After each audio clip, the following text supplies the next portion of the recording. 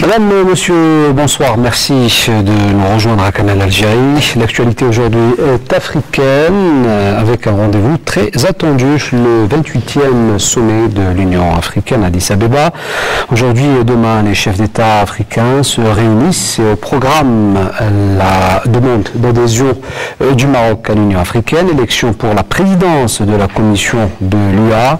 Mais l'Afrique, c'est aussi et surtout les enjeux du développement, la sécurité dont nous allons parler ce soir. Quel avenir pour le continent face au bouleversement que connaît la sphère géopolitique et économique mondiale? Connaît-il au rôle des différentes structures et instances de l'Union africaine? Des questions et bien d'autres auxquelles nous essaierons d'apporter des réponses avec nos invités ce soir. Il s'agit sans plus tarder de M. Yassine Ould Moussa. Vous êtes enseignant à l'école de journalisme, à l'école de banque, expert en économie. Et je rappelle que vous étiez journaliste, ancien rédacteur en chef de Révolution africaine. Oui, merci pour l'invitation. Et à vos côtés, M. Abdelhak Mouki, politologue, expert des questions internationales et économiques aussi. Également avec nous, M. Bachir Chérif Hassan, directeur de publication du journal La Tribune. Merci d'être avec nous ce soir. Merci pour l'invitation. À vos côtés, M. Amazit Boukhalfa, vous êtes journaliste. Avant de revenir à vous, je vous propose, ainsi qu'aux téléspectateurs, de suivre ce commentaire et les signer Nabil Kitouni. On revient juste après. Il n'est pas faux d'avancer que la politique de repli sur soi semble gagner de nombreuses capitales occidentales, à l'image de Londres et de Washington. Ajoutez à cela la menace terroriste, soufflant sur les braises un peu partout dans le monde. Des modèles économiques qui s'essoufflent, une distribution des richesses inéquitable à l'origine d'un flux massif de réfugiés. C'est dans ce contexte plein d'incertitudes que les grandes instances internationales doivent évoluer et surtout agir. Ce qui est le cas pour l'Union africaine. Réunis ce lundi à Addis Abeba, les dirigeants du continent noir auront à examiner, à orienter et à prendre des dispositions censées améliorer le mécanisme d'action de l'organisation. Il s'agit ni plus ni moins de la réforme des institutions de l'Union africaine. Une réforme destinée à redynamiser l'action de l'organisation, comme l'a si bien indiqué le nouveau président en exercice de l'UA, Alpha Condé, président de la République de Guinée. La réforme en question vise également à renforcer les moyens dont dispose l'Union pour la mise en œuvre de ses objectifs assignés dans l'agenda 2063. Outre l'entrée en exercice d'Alpha Condé comme président de l'organisation, le ministre tchadien des Affaires étrangères Moussa Faki Mahamat a été élu ce lundi président de la commission de l'Union africaine à l'issue de plusieurs tours de scrutin. Mis à part ces nouvelles nominations, la demande de réintégration du Maroc au sein de cette grande sphère africaine constitue un des points les plus clivants inscrits à la première page de l'agenda de ce 28e sommet. Un dossier sensible qui pour l'heure ne fait pas l'unanimité. En effet, 12 pays, et pas des moindres, comme le Nigeria, l'Algérie, l'Afrique du Sud, le Kenya ou l'Angola, ont sollicité un avis formel auprès de l'organe juridique de l'UA pour savoir si l'organisation pouvait accepter un pays qui occupe une partie du territoire d'un État membre, à savoir le Sahara occidental.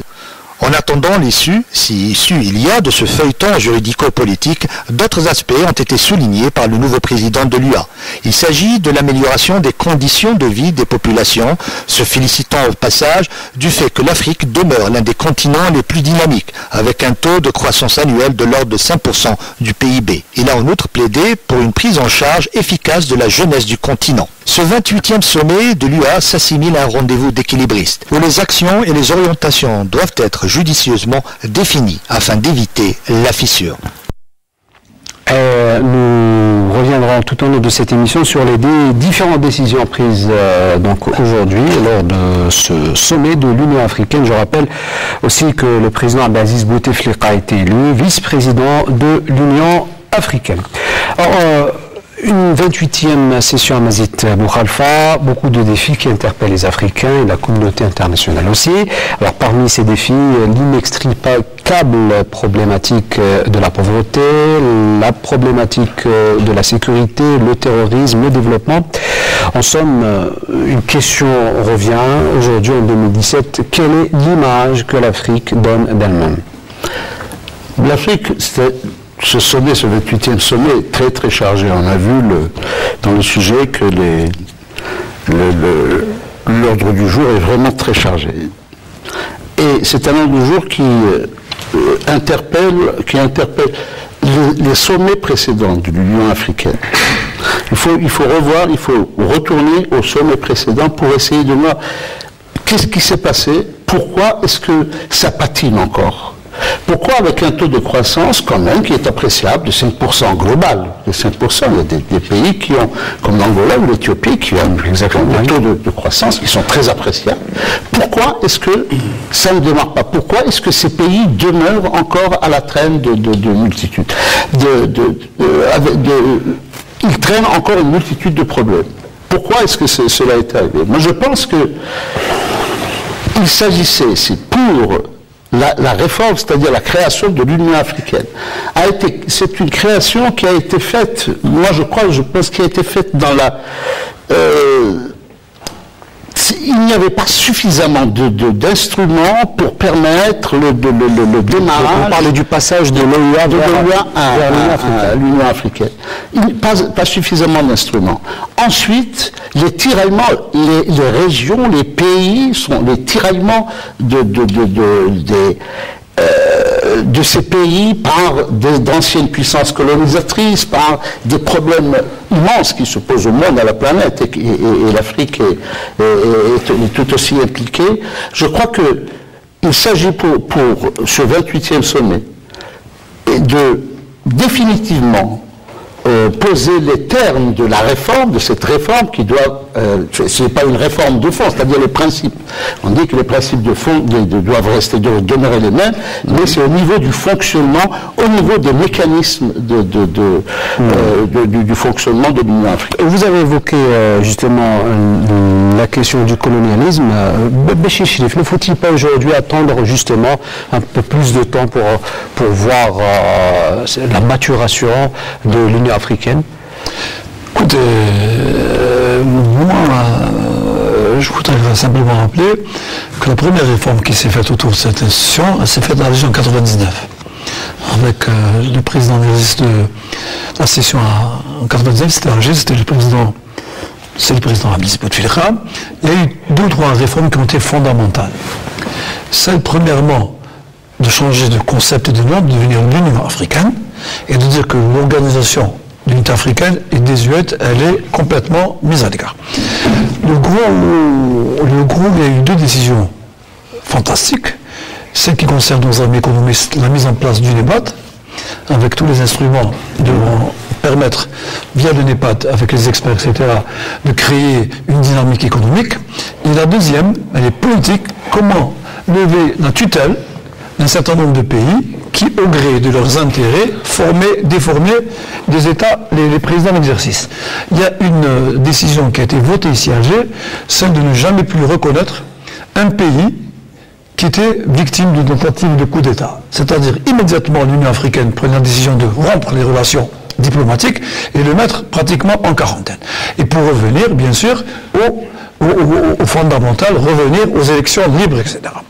C'est cet humus qui a été combattu pendant 10 ou 15 années, jusqu'au moment où je vous parle, par un certain nombre de pays qui ont tenté d'abord de casser la colonne vertébrale du NEPAD, qui commence en Afrique du Sud, qui passe par le Nigeria et qui se termine en Algérie. Et au départ, il y avait le Sénégal qui avait adhéré à cette humus, à cette colonne.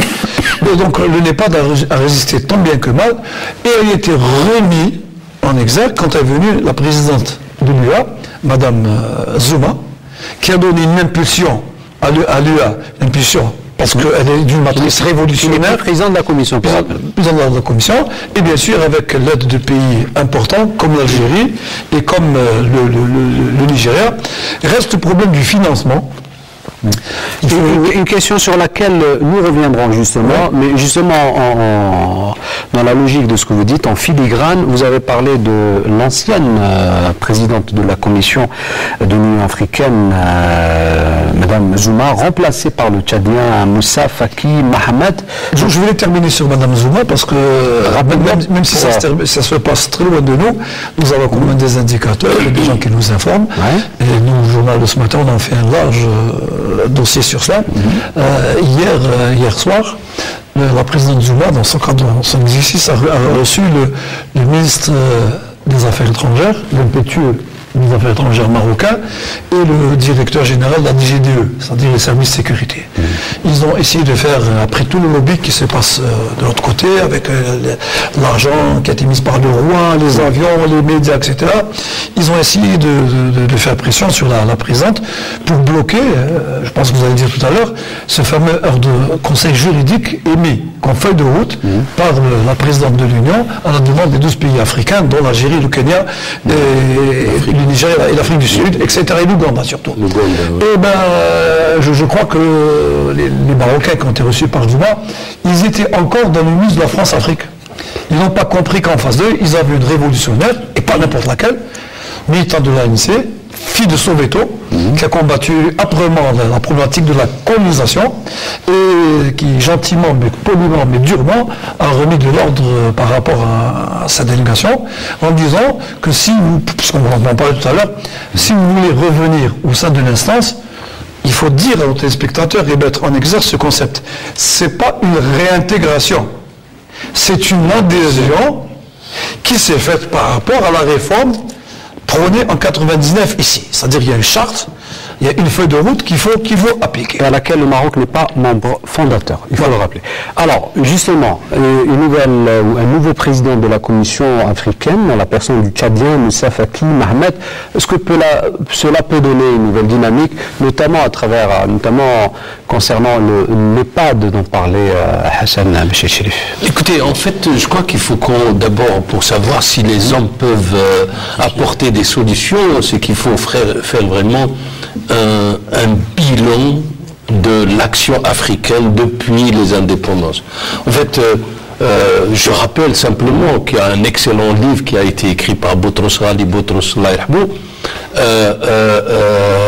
sur l'Union africaine qui s'appelle « Des problèmes structurels de l'Afrique ». En fait, il y a des problèmes d'abord structurels sur le plan institutionnel. Il pose un diagnostic réel pour dire que ça... Ensuite, bon, il faut voir ce que disait René Dumont. L'Afrique est mal partie, et ça c'est dans les années 60 déjà. On s'est rendu compte qu'il y a un effet. Mais il y a un ouvrage et une action et une position politique qui est la plus clairvoyante des problèmes africains, c'est celle de Kwame Nkrumah, qui est un des pères, ou en tous les cas un héritier du panafricanisme de Galvez et Dubois, mais en même temps qui va poser un diagnostic clair sur le phénomène colonial et son comportement. Et il va décrire tous les phénomènes du néocolonialisme, comment va-t-il organiser l'Afrique de façon qu'elle ne bouge plus, qu'elle stagne là où l'a laissé la colonisation physique. Et donc, en fait, ça préparait la recolonisation ou la colonisabilité qu'a utilisé Melk Ben Nabil. Donc, il est clair qu'il y a des problèmes dus à ça. C'est pour ça que toutes les décisions africaines n'arrivent pas à trouver concrétisation dès lors que l'on passe pour l'application des décisions qui ont été prises sur le plan ou multilatéral ou bilatéral. Alors, quelle réalité nous avons de l'Afrique? Et je ne sais pas quel commissaire peut régler tous ces problèmes. Si l'on prend simplement sur le plan géostratégique, 72 foyers de tension et de conflits à l'intérieur du continent. Alors qu'ils ne sont pas simplement des conflits de frontières. Il y a beaucoup de conflits de frontières. Mais il y a des conflits ethniques. C'est-à-dire que si vous prenez, puisque je connais un peu cette situation, si vous prenez la tribu Ewe, la tribu Ewe est partagée en 3 pays, et comment on peut effectivement dire que ces 3 pays sont d'accord entre eux, c'est-à-dire le Bénin, le Togo et le Ghana. Donc vous voyez, on a des difficultés structurelles importantes. La deuxième chose, c'est que en fait, tous ces problèmes structurels ont créé parce que le néocolonialisme a fait une chose, c'est l'occidentalisation de l'élite. Moi, j'avais écrit un article en 1977 qui a été publié dans une revue africaine qui s'appelle Regard africain, que j'ai appelé « Décoloniser les mentalités pour construire l'Afrique ». Or, justement, cette psychologie de l'indépendance, ou psychologie néocoloniale de l'indépendance, a fait que les Africains ont délié toute compétence à leurs concitoyens. Et qu'en est-il justement aux nouvelles générations qui n'ont pas connu pour... oui, mais on est toujours dans le même système. Si vous voulez, on voit simplement, si vous prenez pour la candidature de la présidence de la commission, on voit qu'il y avait 5 candidats, que les pays ne sont pas d'accord sur le candidat et que chacun veut tirer le drap sur lui-même. Il y a des régions. Alors imaginez que deux candidats sahéliens, un Sénégalais et le Tchadien, alors qu'on devait être en accord et avoir un consensus pour dire voilà, on va sortir l'Afrique de quelle façon. Donc il y a des difficultés. Pour moi, il y a un échec de l'Union africaine parce qu'on n'a pas voulu résoudre les problèmes de l'OUA avant de créer l'Union africaine, et donc elle a hérité de tous ces problèmes-là. Deuxièmement, aujourd'hui, il ne s'agit pas d'un homme providentiel qu'on doit trouver. Il s'agit de trouver des gens et de faire justement une alliance entre les pays de façon à ce que l'élite africaine puisse elle-même apporter sa contribution. Et peut-on attendre ce jour, Yassine Ould Moussa, espérer ce jour qu'une élite africaine trouve ce consensus? On peut toujours l'espérer, sauf qu'il faut être extrêmement réaliste. Le mirage, miroir aux alouettes, les mirages, les actions cosmétiques superficielles, la duplication d'institutions, le copiage, entre guillemets, copier des institutions qui sont nées ailleurs, dans des contextes différents, à l'issue de luttes, des combats politiques, idéologiques, des avancées. L'Union européenne, si vous prenez l'Union européenne est née en mars 57, à l'issue d'une guerre, à l'issue d'un plan Marshall, elle est née à 6, puis à 9, puis à 12, puis à 15, puis à 20, et vous voyez qu'à 25, ils ne s'en sortent pas. Alors imaginez des pays qui ont, à l'échelle de l'histoire, les indépendances, c'est 1960. Je rappelle, c'est pas par nationalisme aigu ou étriqué, je rappelle que le combat libérateur de l'Algérie a permis à beaucoup de pays africains de se libérer. Je ne parle pas de nos frères voisins qui ont été indépendants en 56, en 58 la Guinée, en 60 toute l'Afrique francophone, et en 62 l'Algérie. Et je ne parle pas du rôle de notre pays après l'indépendance dans les combats, le Zimbabwe, Guinée-Bissau, l'Angola, l'Afrique lusophone, etc. Donc, l'Union africaine a manqué de maturation. La maturation. Et la maturation, c'est de regarder la réalité telle qu'elle est. Or, voilà ce qui se passe. Nous sommes dans une phase où un monde n'existe plus, et le nouveau monde, instrument pour les Africains, n'est pas né. Donc, ne pas faire un diagnostic serein sur toutes les entraves structurelles qui empêchent le développement et la croissance en Afrique.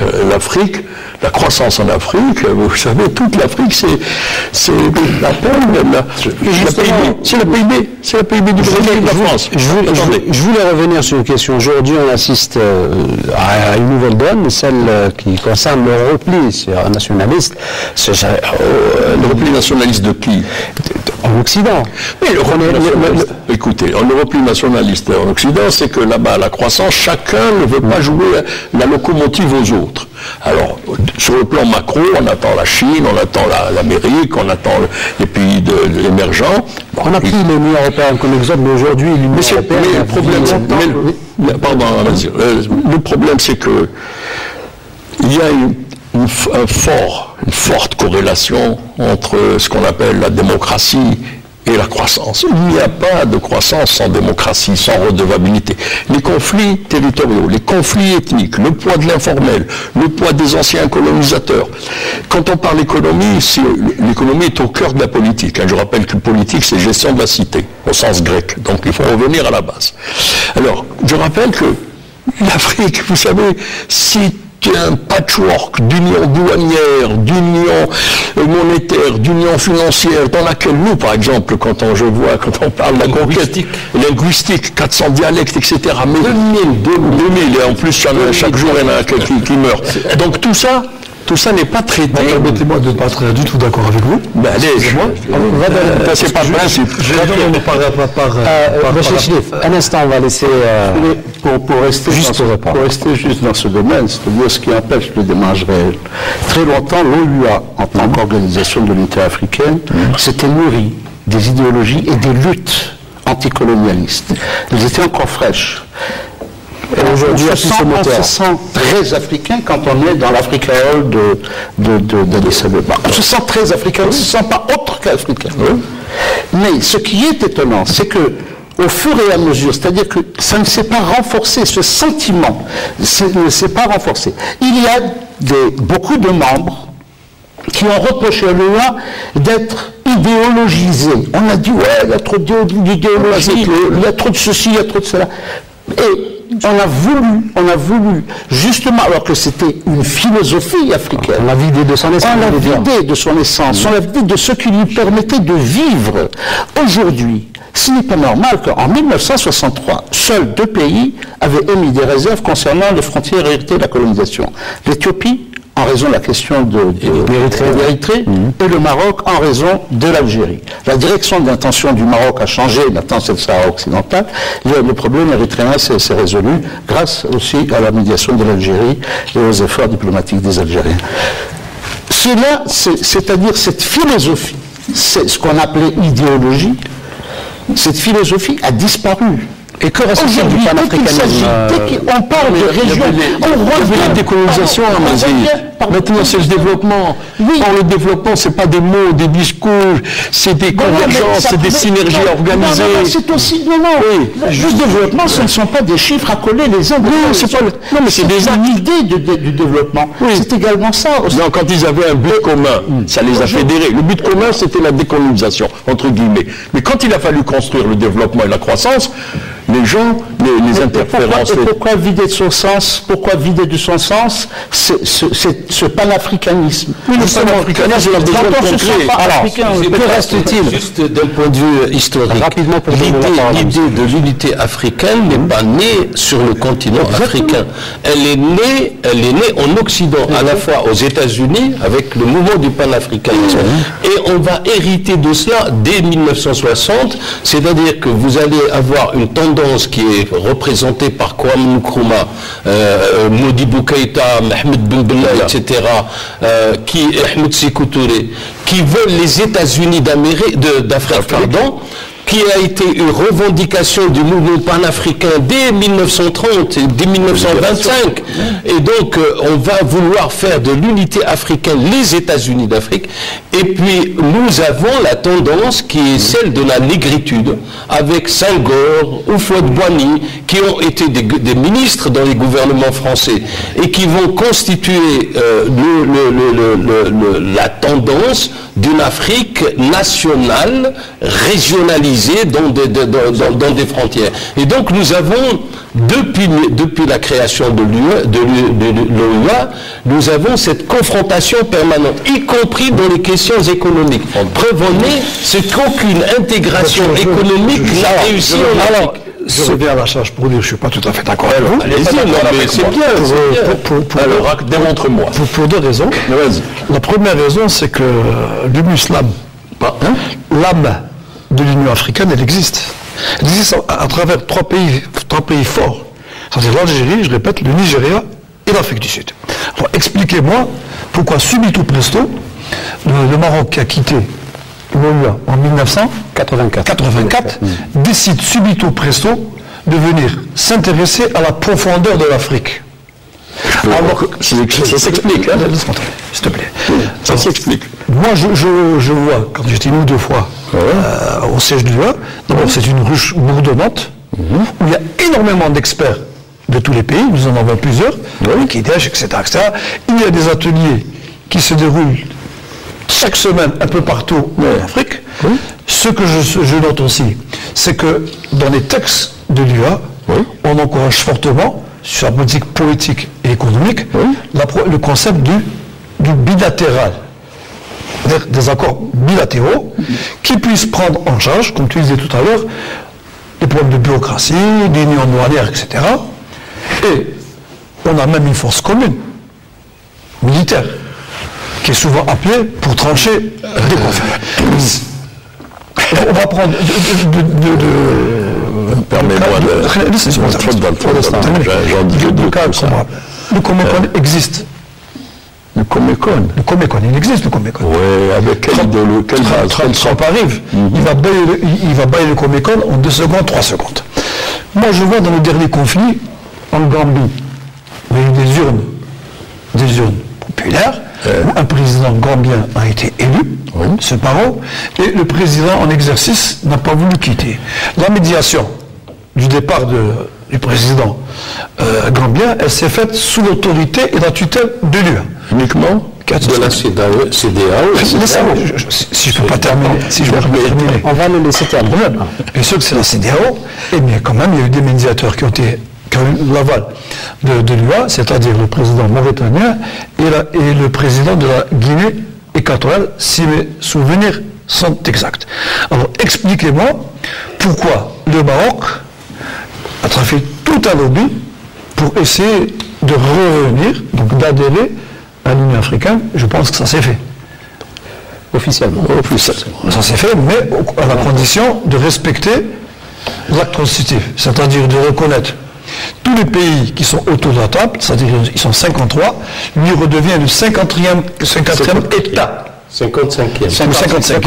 C'est-à-dire qu'il va siéger en province. Est-ce qu'on ne peut pas considérer, justement, Bachir Chérif, je me tourne vers vous, est-ce qu'on ne peut pas considérer tout cela comme cette décision d'adhérer à l'Union africaine après avoir quitté l'OUA comme un revirement de la part de Rabat après avoir prôné la politique de la chaise vide? Pour les gens qui cherchent bien les détails d'information, je vous rappelle que quand il y a eu l'intronisation de la RASD en 84, les Marocains ont siégé pendant 3 heures autour de la table avec la RASD. Ils vont quitter 3 heures après, quand le conseiller Guédira a annoncé officiellement. Et aujourd'hui, ils vont siéger. Ils vont siéger en signant l'acte constitutif. Alors expliquez-moi aussi pourquoi les chefs d'État africains ont décidé, ou ont proposé que le président algérien soit vice-président de l'UA. C'est donc l'information qui est tombée. Croyez-vous que la diplomatie algérienne, avec à la tête le président de la République algérienne, puisse accepter d'être vice-président de l'UA, lui qui a été impulseur et catalyseur de l'UA, puisse accepter que le Maroc puisse revenir et balayer d'un coup l'acte constitutif, je pense que c'était un jeu qui était voué à l'échec de s'opposer à l'adhésion du Maroc. Pas pour la simple et bonne raison.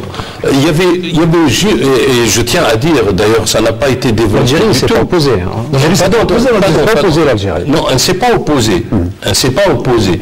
Mais ce qui dit rien, qui ne dit mot consent. Voilà. Et donc, ça veut dire qu'on a consenti à cette adhésion. Je reprends.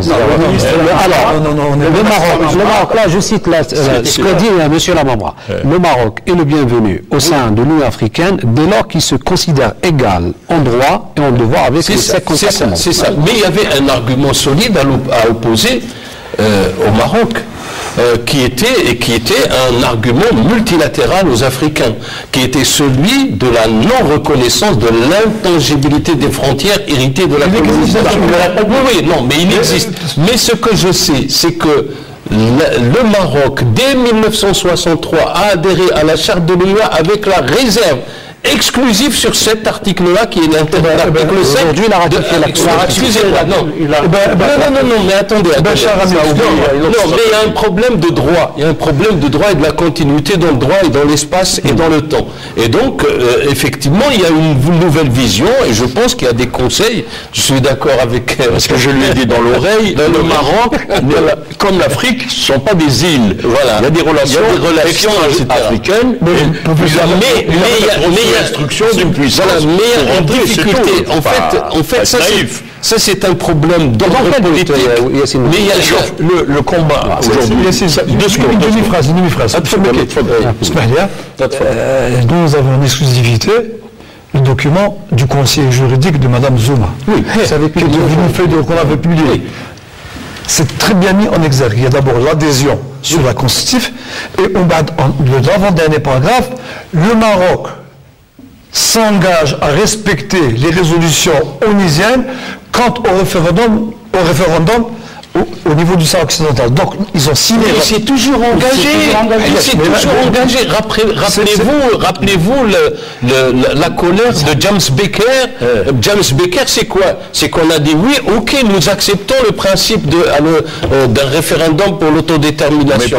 Et quand James Baker est arrivé avec un plan d'exécution, le Maroc a dit non. La question, on est en politique, on n'est pas dans des oukases entre des États. L'État peut s'engager dans tous les traités et ne jamais appliquer un des traités qu'il a signé. Aujourd'hui, le Maroc a estimé qu'il était plus pertinent, opportun, intéressant d'éviter la chaise vide, d'être présent, même en s'engageant sur les grands principes. Mais aujourd'hui, il faut se poser la question, pourquoi ce revirement? Ce revirement n'est pas une simple décision autonome. Les pays africains ont des liens avec des puissances. Je ne vais pas les citer.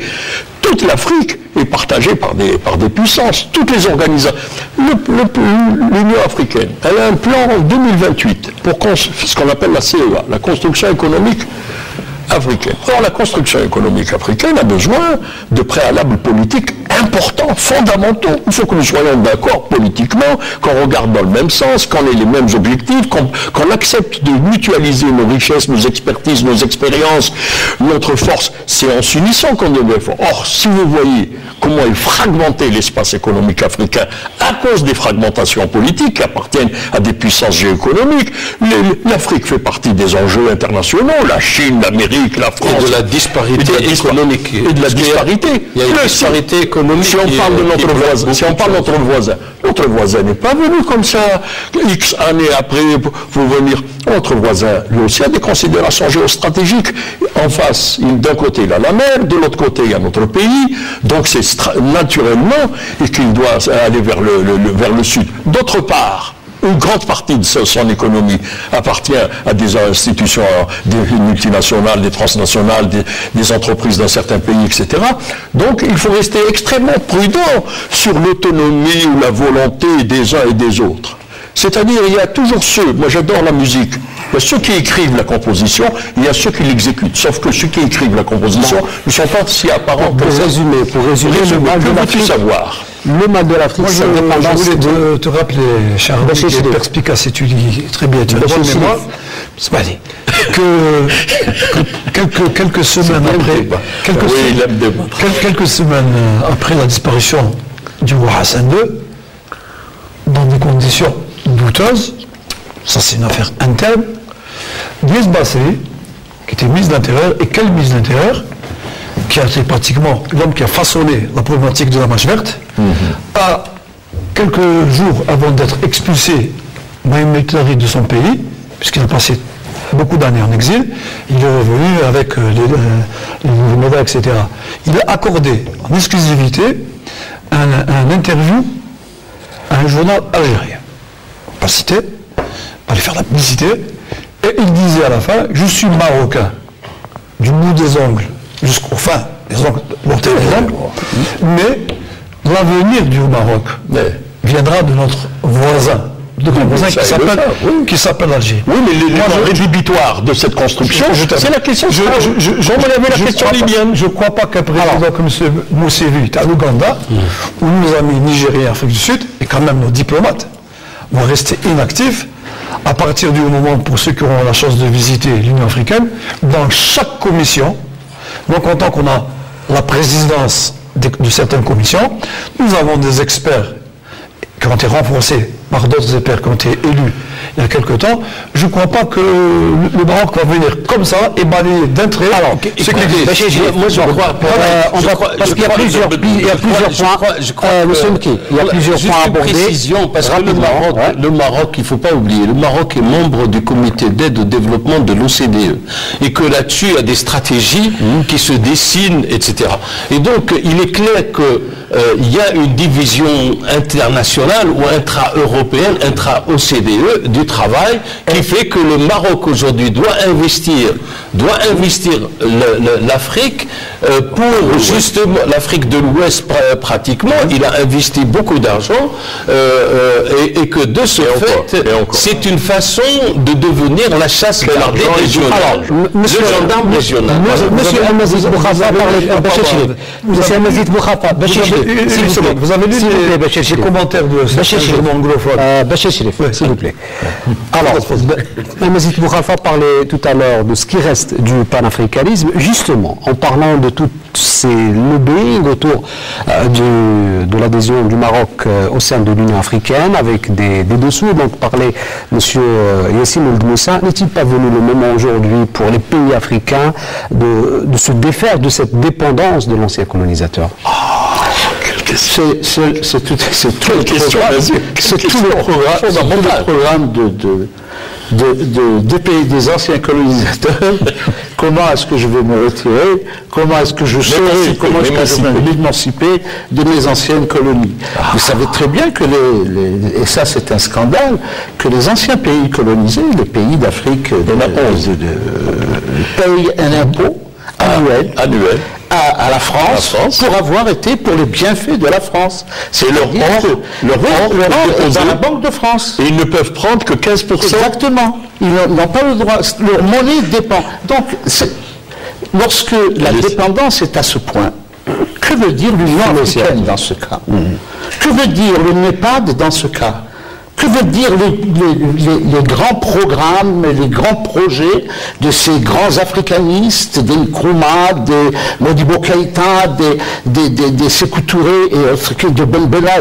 Qu'est-ce que cela veut dire? Je crois qu'il faut relire Fanon. Je crois que nous devons relire Fanon. Il faudrait que Fanon, qu'on ramène Fanon comme charte de l'Union africaine. Donc comme logiciel d'analyse. Nous ne pouvons pas nous émanciper, tous, je dis nous émanciper aussi facilement si il n'y a pas, c'est-à-dire que lorsque le Maroc revient, alors on va revenir à le Maroc est revenu, normalement c'est une chose, il revient ou il vient ou machin, il dépose un truc, il est tenu d'accepter, une charte, il a signé, il a ratifié ça par son Parlement, d'accord. Mais dans sa constitution, il parle de frontières spécifiques, authentiques. Et alors là, il tient notre langage, tout le monde le sait. Normalement, on doit lui dire, bon, il faudrait que vous nous expliquiez. Ça veut dire qu'il y a quelque chose il y a une distorsion, il y a quelque chose qui ne va pas, quelque chose de pourri dans le royaume du Danemark. Qu'est-ce qui se passe? Expliquez-nous. Non, mais personne ne considère la chose comme... Et puis, il a quitté, pour des raisons de tam-tam, il a quitté parce qu'il parlait de conférences, parce qu'il n'aimait pas les conférences tam-tam, il revient avec des trucs, des tambours et des trompettes, etc. Je crois qu'il est en train de réussir son coup. Si la question avait été considérée du point de vue strictement juridique, comme ces pays ont demandé à étudier la question juridique de son retour, si les choses avaient été considérées tout à fait normalement, le roi est là-bas, il est là-bas depuis le 28. Depuis samedi. Depuis samedi, il est là-bas, il reçoit, il a organisé une super réception, il a invité tout le monde, etc. Mais qu'est-ce que cela signifie tout ça? Que reste-t-il du Qu'est-ce qu'il va faire le Maroc? Parce qu'il n'a pas été prolongé par l'économie. Il va venir aux conférences et essayer de régler le problème qu'il a avec un pays membre, ou alors il va venir pour empêcher, parce qu'en réalité, ce qui intéresse le Maroc dans cette affaire, entre autres, c'est empêcher la race dans les sommets, dans les processus régionaux, dans le truc Chine, Afrique, Inde-Afrique, Russie-Afrique, etc. Essayer de les empêcher, comme ils ont essayé de le faire en Guinée équatoriale la dernière fois, avec la réunion pays arabes Afrique. Comme ils ont essayé de le faire, ils n'ont pas réussi. Les pays africains ont été unanimes pour mettre un là.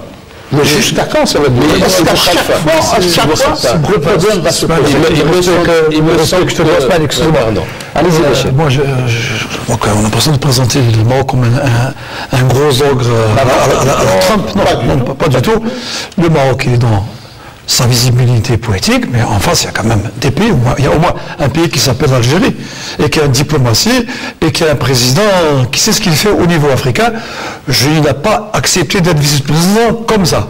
Sans compter le Kenyatta, qui est le petit-fils du fondateur du Kenya, le mot Kenyatta, etc. Je pense, de manière brutale, bien que je n'étais pas fort en mathématiques, 1 plus 1 égale 2. Ce que je note aujourd'hui là, in vivo, c'est qu'il a adhéré aux conditions imposées par les 12 pays africains sur un juridique, et que pour moi, la République arabe sahraouie, pardon de voir, il y a l'adhésion et l'action. Il ne faut pas être naïf. Je ne suis pas naïf. Ils sont membres de plein droit. Le Maroc, écoutez, franchement, le Maroc dit aujourd'hui, je suis membre, mais je ne reconnais pas la race. De fait. Même si les affaires étrangères marocaines disent non, c'est pas une reconnaissance. De fait, il reconnaît la race. De fait. Mais la deuxième chose, parce qu'on est en train de confondre une idée du panafricanisme et de l'Afrique. Je vous réponds. Le panafricanisme, c'est la réunion des peuples. C'est-à-dire, c'est le 4e congrès des peuples africains qu'a voulu réunir Kwame Nkrumah avant le coup d'État. Et puis après, sont suivis plusieurs coups d'État une série de coups d'État qui ont éliminé tous les panafricains. Le point intéressant que vient de citer la deuxième chose, c'est qu'au lieu de construire le panafricanisme des peuples, comme on le voulait déjà dans les années 50 et 40, on a construit le nationalisme des nations décolonisées. Et c'est là le gros problème. C'est-à-dire que nous n'avons même pas, juste pour ça, on n'a même pas pu construire des économies régionales fiables. Donnez-moi quel est le groupement d'intégration régionale en Afrique qui fonctionne. Aucun. C'est-à-dire le résultat, il n'a ni amélioré les conditions de vie de ses concitoyens sur le plan régional. Parce que quand vous allez dans les pays de la CEDEAE, j'en connais quelques-uns, vous allez être estomaqué par la... Aujourd'hui, il y a comme un cercle vicieux, permettez-moi de m'exprimer, il y a comme un cercle vicieux, c'est-à-dire vous conditionnez la réussite du panafricanisme par le développement économique qui est lui-même sous le poids des multinationales. Non, pas du tout. Il n'y a pas que les multinationales. Il y a d'abord les gouvernants. Je m'excuse. J'entends les gouvernants dire, nous avons des peuples africains assistés. Mais les plus assistés, ce ne sont pas les peuples, ce sont ceux qui les dirigent. Ils ont ceci, ils ont cela, ils ont ceci. C'est eux les assistés. Deuxièmement, M. Mekele a parlé de décoloniser les élites masque blanc, noirs, masque blanc. Une grande partie des élites africaines sont formées en Europe. Et ils sont prescripteurs des équipements, des machines, des façons de penser, des logiciels. Troisièmement, le panafricanisme qui est né dans des conditions politiques, internationales, géopolitiques particulières dans ce XXe siècle, il ne s'est pas nourri ensuite par une croissance partagée par des espaces, même les espaces qu'on a cités, ils sont nombreux. Alors vous avez des espaces où 3 pays, 4 pays ont un espace, je veux pas, la liste est trop longue. Le programme de l'Union africaine dit qu'en 2028, on aura l'intégration. Vous avez 7 zones. Et dans les 7 zones, il y en a une où il y a 7 communautés union douanières. Elles sont trop nombreuses à expliquer, etc. Ça mériterait un travail.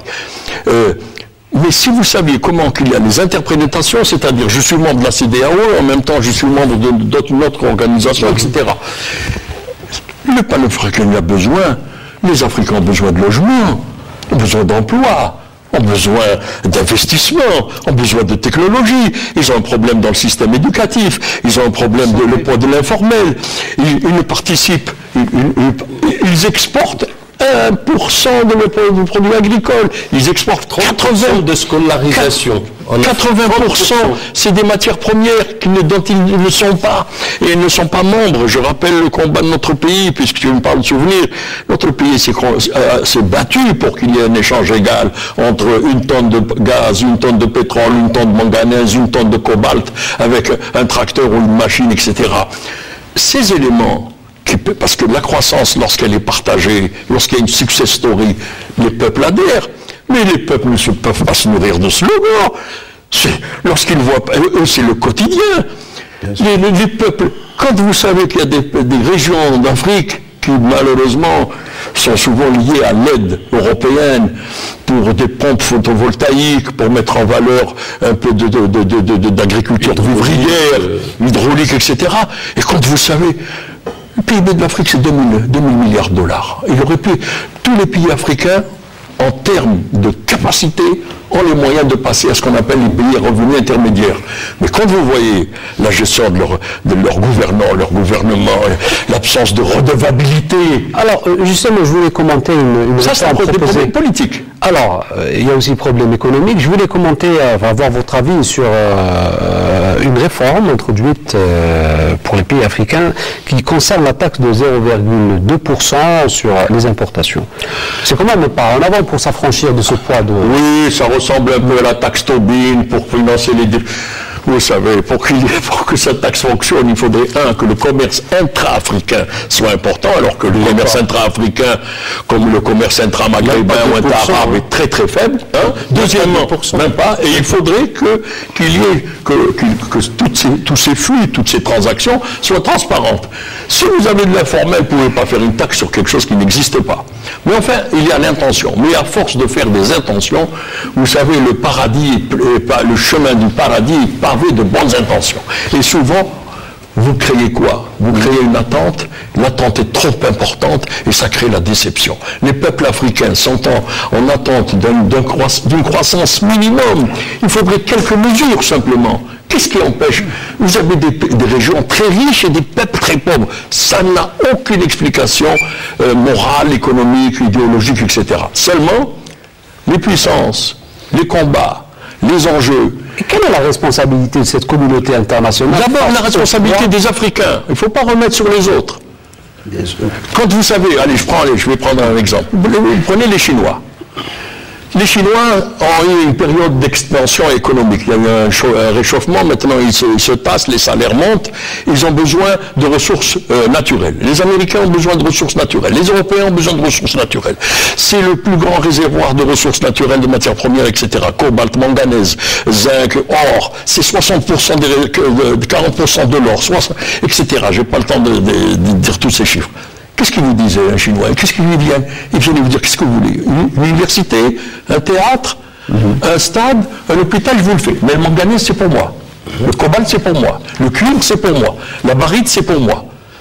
Donc, les termes de l'échange, c'est nous qui écrivons, on est toujours dans les termes d'échange néocolonial illégal. Nous sommes indépendants juridiquement, nous avons un drapeau, un timbre, une monnaie. À la différence avec la Chine, c'est qu'en fait, elle cherche à équilibrer le non économique. Pourquoi? Parce que en fait, c'est dans sa tradition politique. Non, c'est pour que tous nos odeurs continuent. Ce que je voulais souligner le fait que parce que lorsqu'on parle de l'économie en Afrique, on doit tenir compte de deux choses. C'est que les États africains, contrairement aux États asiatiques, les États africains ont confisqué tous la transition sociale, la mutation sociale, y compris chez nous en Algérie. L'État a dit, voilà, il faut que vous alliez à tel endroit. Et que, en fait, la représentation sociale des peuples n'était pas en mesure d'aller à ce point-là. Donc il y a un échec de ce point de vue-là. Si l'on veut, le peuple ne suivait pas les dirigeants qui voyaient les choses à l'occidental, c'est-à-dire de faire du développement type occidental. La deuxième chose, il faut dire qu'on a une responsabilité. Les intellectuels eux-mêmes ont une responsabilité. J'ai participé en 1989 à un colloque organisé par l'OUA à l'époque. Alors tu es responsable? Oui, j'assume. Un colloque en 1989 sur le développement endogène. Et en fait, c'est quoi le développement endogène? C'est pas de dire je vais importer, c'est de dire j'importerai que ce qui est nécessaire, mais je dois faire, comment dire... c'est pas vilain d'importer, c'est vilain de rien produire. Non, mais c'est pas la question. C'est qu'en fait, il fallait revaloriser les techniques locales. Il fallait revaloriser le génie local. Le génie local. Et ça, c'est le premier échec. Le deuxième échec économique de l'Afrique, j'en aurais fini. Le deuxième échec économique de l'Afrique, c'est qu'en fait, on a absolument négligé l'infrastructure. Et c'est maintenant qu'on parle. Quand vous prenez l'agenda 2063, il nous dit, on a un objectif 2063, il faut commencer à construire les infrastructures. Alors que ça fait 50 ans que nous sommes indépendants et l'Afrique a besoin aujourd'hui de 50 milliards pour effacer la pauvreté et développer son économie. Soit 10 milliards 20 milliards par an de dollars. Elle a la possibilité pour ça. Or, l'Occident ne les a jamais donnés, c'est-à-dire même l'objectif qui a été fixé au sein des Nations Unies de 1% a été révisé à 0,7%. Aucun pays, à l'exception de la Suède, aucun pays occidental n'a donné 0,7%.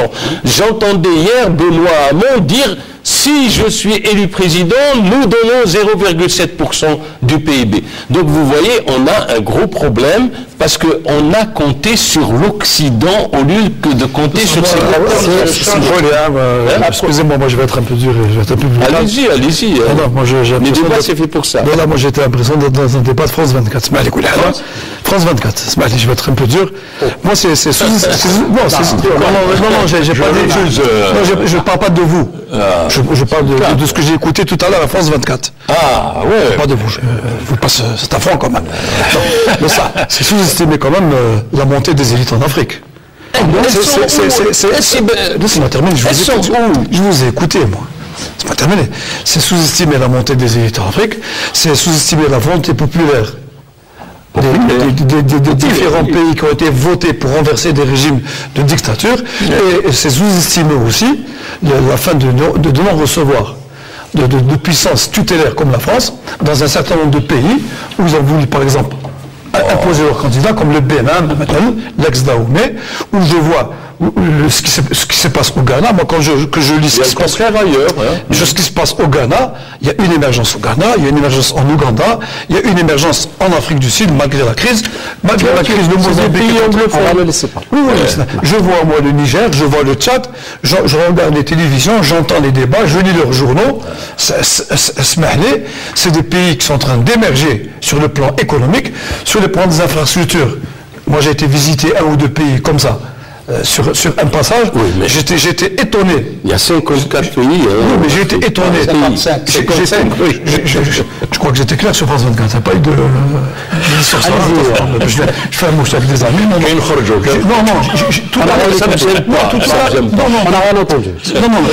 tout à l'heure, j'ai vu France 24. Et Dieu sait pour qui travaille France 24.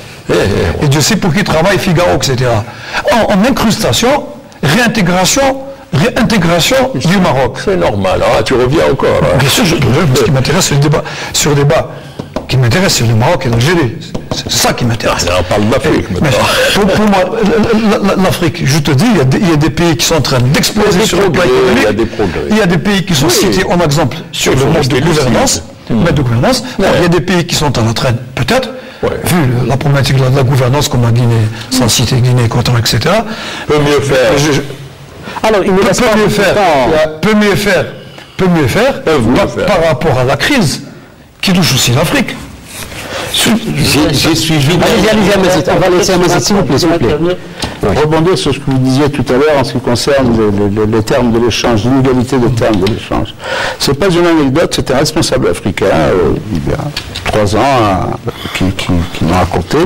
Il disait que les Chinois sont venus lui proposer des objets de l'artisanat de son pays, fabriqués en Chine. Parce que tout l'artisanat, les travaux de bronze qu'on trouve dans les marchés africains, les Chinois sont venus dans des trucs qui sont bien faits, etc. C'est à l'identique. Ils ont dit, bon, on peut vous les vendre pour C'est produit où? J'ai pas compris. C'est produit en Chine. Parce qu'ils ont une sensibilité culturelle. Il a dit, mais si on importe même ça, les pauvres artisans en Égypte, des pyramides, des petites pyramides, en cristal. J'ai retourné la pyramide, c'est fait en Chine. Un bateau au large de Dar es Salaam, l'Algérie avait envoyé, parce qu'il y avait pénurie de carburant, l'Algérie a envoyé un bateau de carburant. Il était resté en rade. Pourquoi? Parce que le pays qui recevait ce don demandait que l'Algérie paye les impôts, paye les taxes sur un don. C'est ça l'Afrique. Et ce sont des choses qui existent, ce sont des choses palpables. J'ai fait beaucoup de pays d'Afrique et on retrouve ça un peu partout. Tu as conclu? C'est ça la réalité africaine, c'est cela. Et lorsque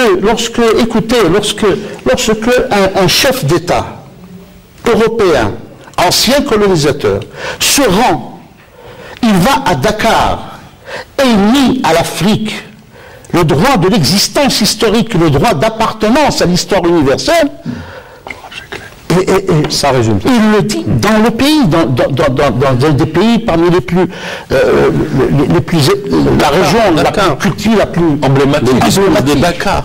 À Dakar. Tu parles du discours du président Sarkozy. Non, mais voilà. Mais cet esprit existe encore chez l'ancien colonisateur, comme il existe chez les Africains aussi. Ça existe. Donc, l'Union africaine, c'est-à-dire que je crois qu'il est de son devoir d'émanciper les esprits, il est de son devoir de faire renaître ce sentiment d'appartenir à un ensemble qui peut être cohérent, qui peut être productif, qui peut être... Un avenir commun. Bien sûr, il faut tracer cet avenir commun, absolument. Mais l'Union africaine... Est-ce que l'Union africaine, justement... Est-ce que l'Union africaine peut-on espérer, parce que là, peut-être qu'on a dressé un tableau assez noir, de l'avenir de Il faut rêver avec les yeux ouverts. Écoutez, il y a deux projets actuellement. Il y a celui du panel africain présidé par Kofi Annan, et il y a l'agenda 2063 qu'a fait adopter Madame Zuma. Bon, il est clair, il y a des objectifs. Le problème n'est pas là. Le problème, c'est comment on va le faire et de quelle façon sur le terrain.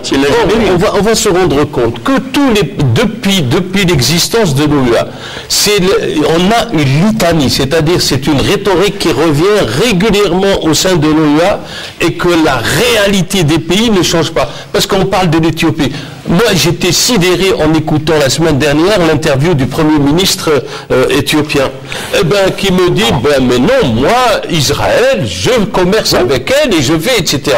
Donc, parce qu'on ne doit pas négliger cet aspect-là. 58 minutes, il reste 2 minutes. On a une leader politique qui peut aussi gêner l'évolution économique. Mekki, je rappelle, politologue et expert des questions internationales.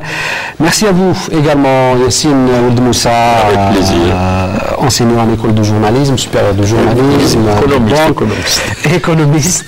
Merci à vous également, Bachir Chérif Hassan, directeur publication du journal La Tribune.